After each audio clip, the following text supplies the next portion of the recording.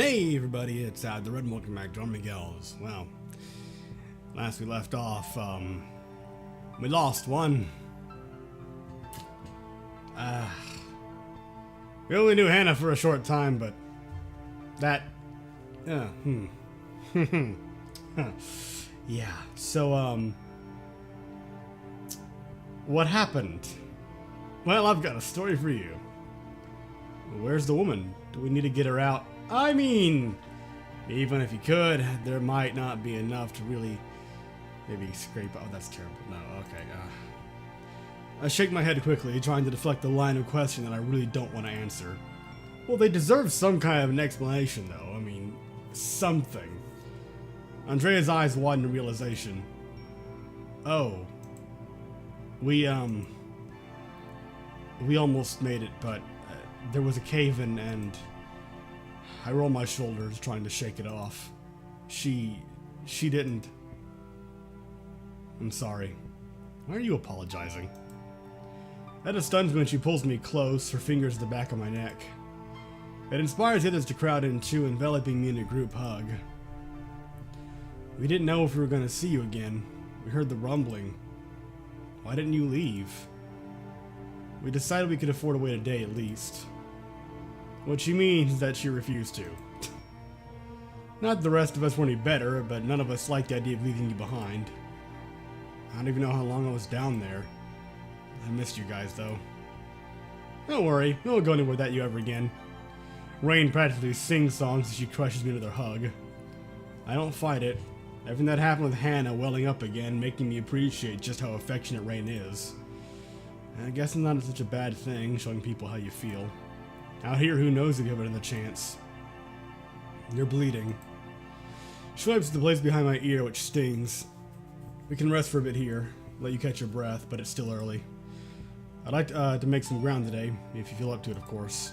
Yeah, I'm fine.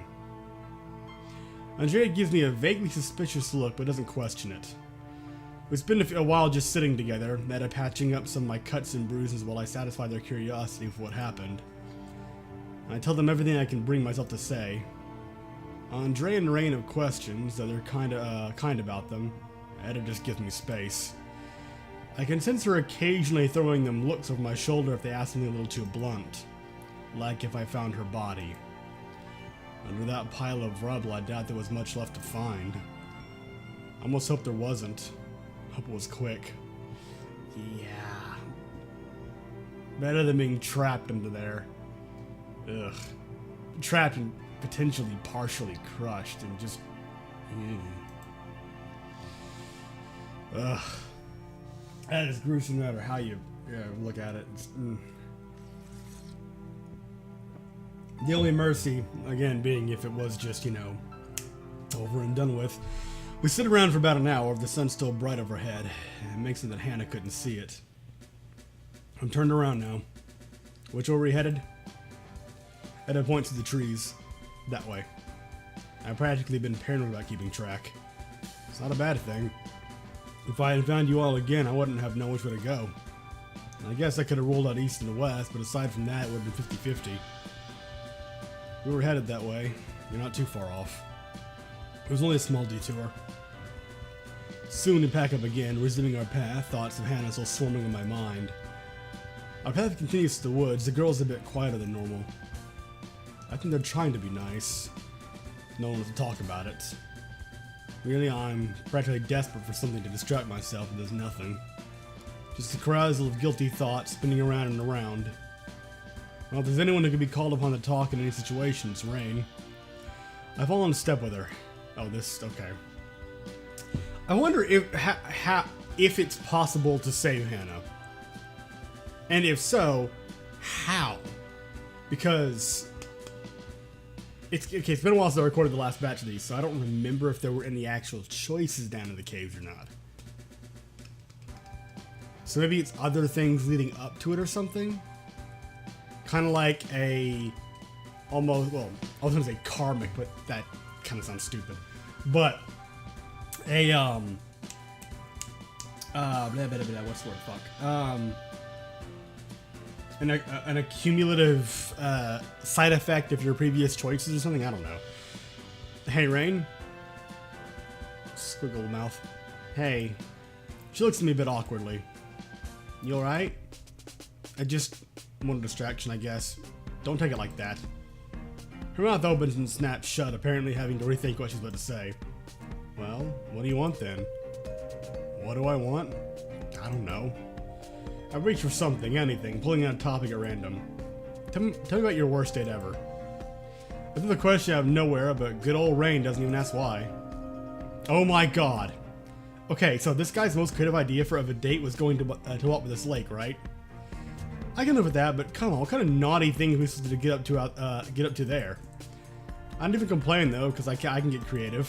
What he didn't tell me was this lake was freaking gross. Green water and trash everywhere. We're just walking along like we're in some sad Save the Environment commercial. Out of nowhere, I hear this woman screaming. But it's not a woman. It's my dumbass date booking it in the direction. So this obese goose chasing him down the bank, and hand to God, the thing was determined to tear off his nuts. Maybe he didn't wash them or something, I don't know. I never got down there. So anyway, I grab a stick and have to go toe-to-toe with that thing. I don't envy you. Those are demon... it's like demon ducks. I don't know if you have any experience with geese, but I learned those things have teeth.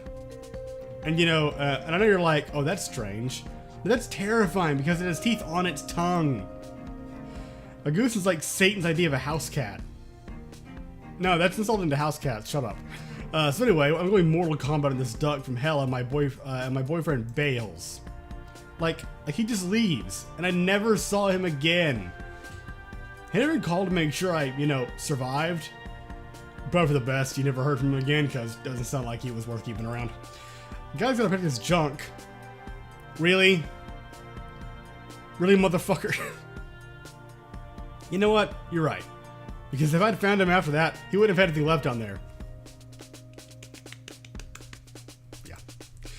I would have cut it off and fed it that damn goose. And he couldn't go back after that. His arm was trashed. That too. Though he was never redeeming himself at that point. His pride was ruined. He probably had to start a new life somewhere under a new name. Oh my god, you're all assholes. True. She laughed, even though I think she probably means that it might not be wrong. Much as I hate to interrupt whatever crap you're talking about, there's a house up ahead. What? Rain and Andrea take off suddenly, leaving Ed and I to give chase. Alright then. Wonky shaped window panes. It's gonna throw me off. We break apart, each of us finding windows to try and peer through. Even without blinds, the window may as well have been a curtain. In the dust, I can't see much of anything inside. It looks empty on this side. The cabin shows obvious signs of wear from the weather and neglect. My own reflection is murky in the stains in the windows. We're not going to be able to see anything on inside anyway. If we're going to risk it, we just have to do it. Reluctantly, Etta meets me around front, heaving a sigh as she slips her hands into her pockets. If you're sure. That's what it's going to take if you want to check. Andrea knocks on the front door for good measure. We probably should have started with knocking before snooping around people's windows. Sensible, yes. Yeah, we're gonna make our resident peeping Tom over here relapse. It takes a second to realize she's talking about me. Hey, I never actually did that. Or maybe I did, but not for the reason you think. What was your reason again? Let me see if I have it straight. You only spied on a bunch of naked girls to get close to some guys. Actually, nothing sounds very straight about all that at all. What are you implying? It's like seeing you get red in the face. No one's answering and I can't get the door open. Without a word, Etta strolls through us, sizing up the door with a look. She kicks it in a single hit, the rest of us standing back and staring in awe. The door flies open, wood splintering as the door slams back into the wall. Well, there's a kink I didn't know I had. Down boy. Learn something every day. Holy sh... Etta glances at us over her shoulder. What are you doing? It's open. She strolls further inside, leaving us to clamor after her.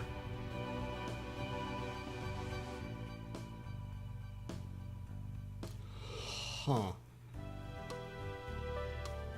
Wait, where are the windows?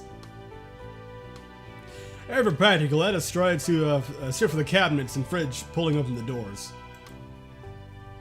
Bear. No one's been around in a while. Electricity's on. Which means no phone. After a moment, Etta gives a reluctant nod. No phone. Ah, this is so stupid. Why doesn't anyone have a phone? It's 21st century. People who want to live this far out in the woods probably don't care what century it is.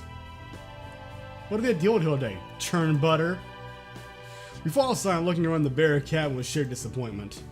Though at this point, I think I've learned better than to be optimistic. We should stay here. What? Here? It's almost dark. I think we'll need a rest, and why not here? It would save us time in setting up our tent so we can make a fire out front. Sleeping inside a house would be a nice change. I only saw one bedroom, though. That's literally a king-size bed in there. Trust me, I fit more people into smaller beds. It'll do.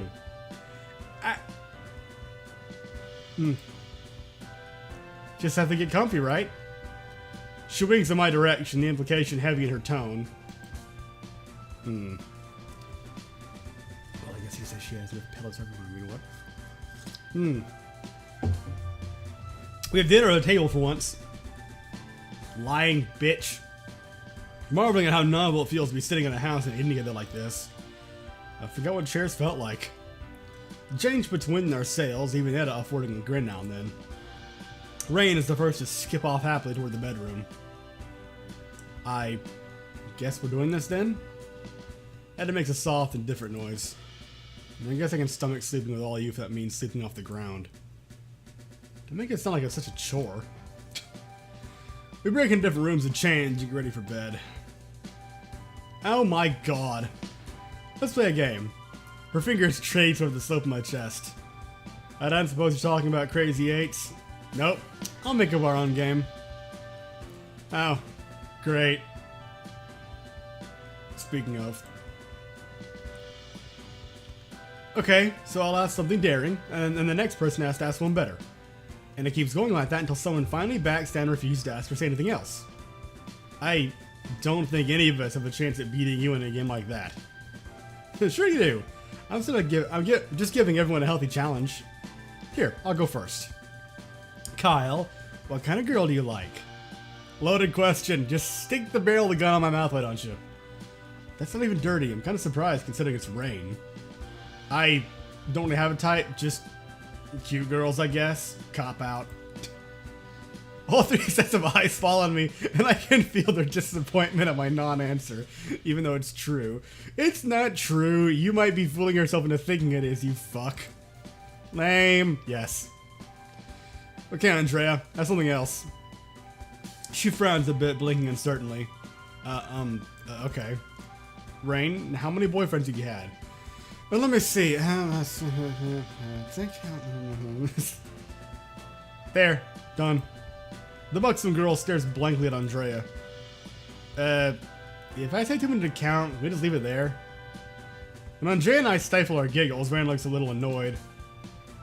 I'll take that as a yes. Anyway. Weak. You're gonna have to be braver than that if you want to stay in the game. I'll let this one slide though, since you're a newbie. Come on, Etta, batter up. Makes sense. I'm not playing your dumb game. No surprise there. Why not? I think you'd be great at it. Pass. Suit yourself. We'll be having a lot of fun about half an inch away from you. You could join it at any time. So Kyle, looks like it's up to you now. Go ahead. Oh, I get a turn too? What? You thought we were just gonna sit back and not have you have to put just and not have to put any thought in anything? Okay. Think again. Thinking is hard for Kyle. Don't taunt him like that. Now, go ahead. Are you fucking kidding me? Really? Oh god, either one of these is...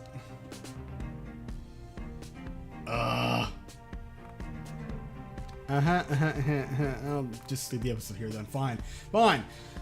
Hope you enjoyed and I'll see you in the next one. I'll have to get to some thought.